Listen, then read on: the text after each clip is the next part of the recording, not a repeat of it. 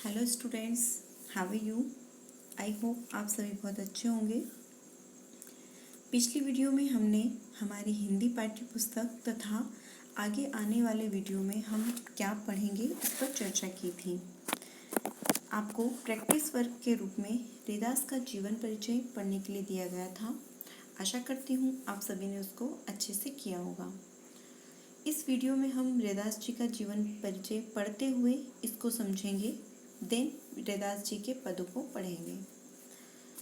रैदास नाम से विख्यात संत रविदास का जन्म सन 1388 और देहवास सन 1518 में बनारस में ही हुआ, ऐसा माना जाता है। रैदास जी रैदास नाम से विख्यात हैं। इनका वास्तविक नाम संत रविदास है। 1388 में इनका जन्म तथा मृत्यु 1518 में दोनों ही बनारस में हुई है। इनकी ख्याति से प्रभावित होकर सिकंदर लोदी ने इन्हें दिल्ली आने का निमंत्रण भेजा था। इनकी ख्याति, यश, कीर्ति इतनी फैल गई थी कि सिकंदर लोदी ने दिल्ली का शासक होते हुए भी इनको अपने राज्य में आने का निमंत्रण भेजा था। मध्ययुगीन साधकों में रैदास का विशिष्ट स्थान है। कबीर की तरह रैदास भी संत कोटि के कवियों में गिने जाते हैं। मूर्ति पूजा, तीर्थ यात्रा जैसे दिखावों में रैदास का जरा भी विश्वास न था। रैदास जी मूर्ति पूजा, तीर्थ यात्रा, हवन यज्ञ इन सब चीज़ों को नहीं मानते थे। वह व्यक्ति की आंतरिक भावनाओं को और आपसी भाईचारे को ही सच्चा धर्म मानते थे। और रैदास जी मानते थे कि अगर आपने किसी व्यक्ति के मन की भावनाओं को समझ लिया और उनके दुखों को जान लिया तथा उनके साथ भाईचारे का व्यवहार किया, प्रेम पूर्वक उनके साथ रहे, तो यही सच्ची ईश्वर सेवा होती है, सच्चा धर्म होता है।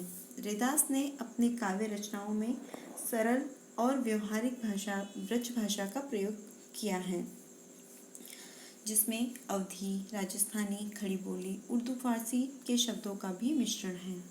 रैदास को उपमा और रूपक अलंकार विशेष प्रिय रहे हैं।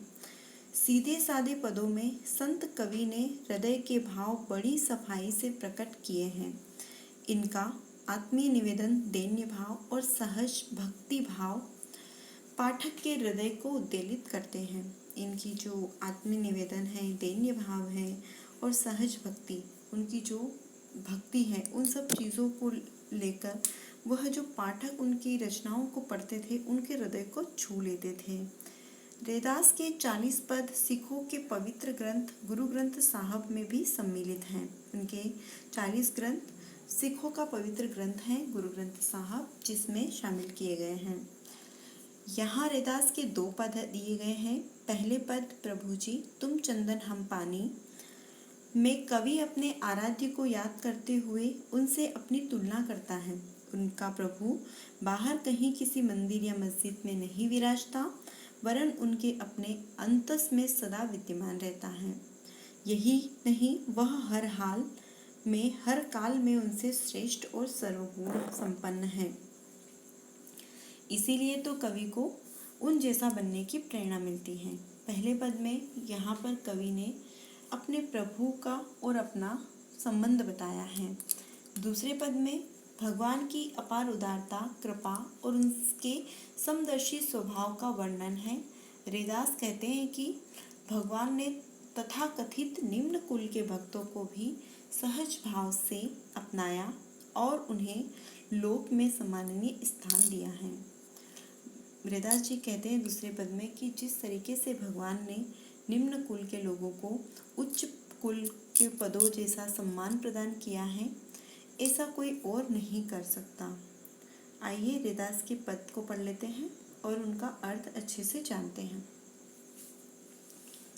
अब कैसे छूटे राम नाम रट लागी, प्रभु जी तुम चंदन हम पानी, जाकी अंग अंग बास समानी। प्रभु जी तुम घन बन हम मोरा, जैसे चितवन चंद चकोरा।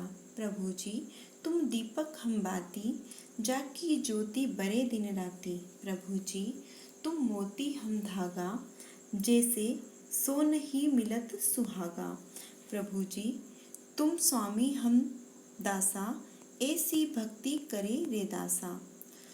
इसका अर्थ समझने से पहले हम कुछ शब्दार्थ जान लेते हैं।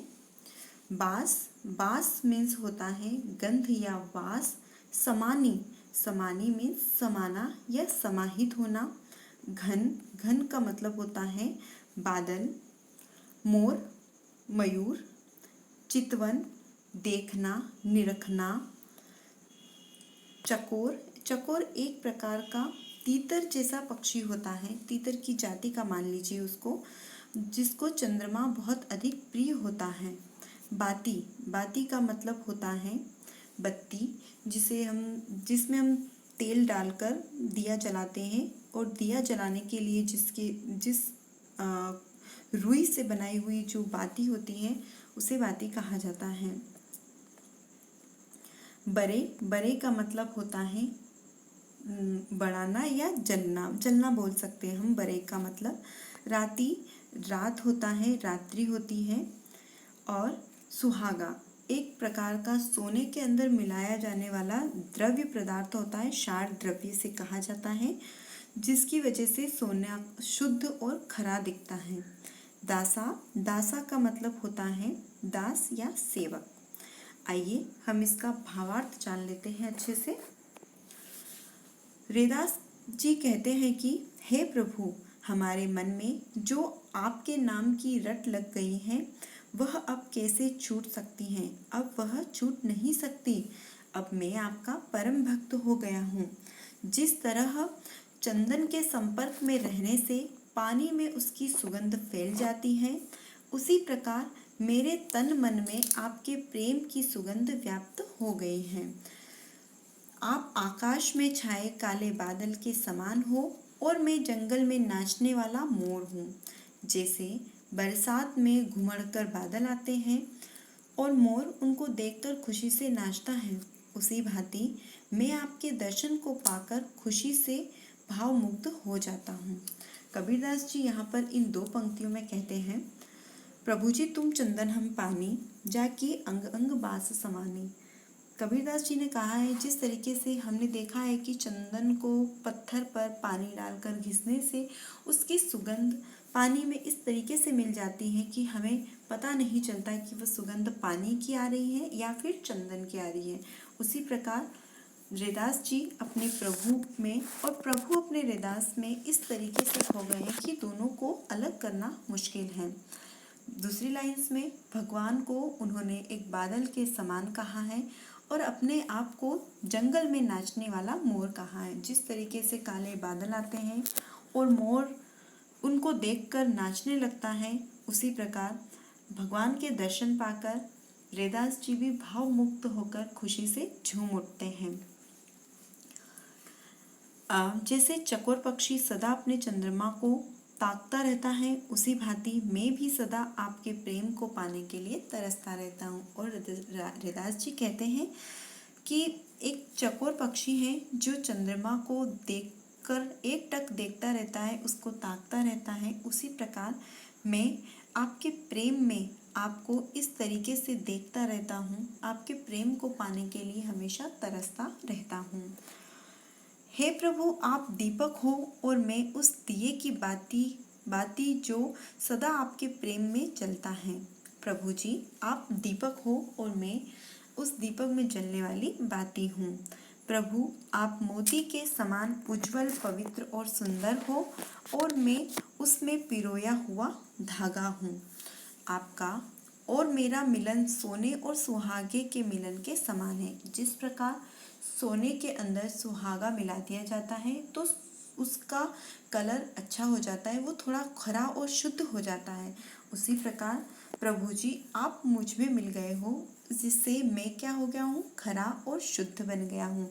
आप पवित्र हो तो मैं भी पवित्र बन गया हूँ। जैसे सोने में सुहागा मिल जाता है तो वह पवित्र हो जाता है, उसी प्रकार आपका प्यार, आपका भक्ति मेरे अंदर मिलने से मैं भी शुद्ध हो गया हूँ। प्रभु जी तुम मोती हम धागा, जैसे सोनहि मिलत सुहागा। प्रभु जी तुम स्वामी हम दासा, ऐसी भक्ति करे रे दासा। आखिरी पंक्ति में रैदास जी कहते हैं कि प्रभु जी, आप स्वामी हो और मैं आपका दास हूँ, और इसी प्रकार मैं आपकी भक्ति दिन रात करता रहूँ, ऐसा मुझे आशीर्वाद दीजिए, ऐसी मुझ पर कृपा कीजिए। आज की इस वीडियो में बस इतना ही। रैदास जी के दूसरे पद को हम अगले वीडियो में पढ़ेंगे। आपके लिए प्रैक्टिस वर्क में आपको इस रैदास जी के पहले पद को पूर्णतः याद करना है और इसके भाव स्पष्ट को अपने शब्दों में लिखने का प्रयास करना है। वैसे जी आपको नोट्स मिल जाएंगे, परंतु फिर भी आप इसको अपनी भाषा में लिखने का प्रयास ज़रूर कीजिएगा। Thank you.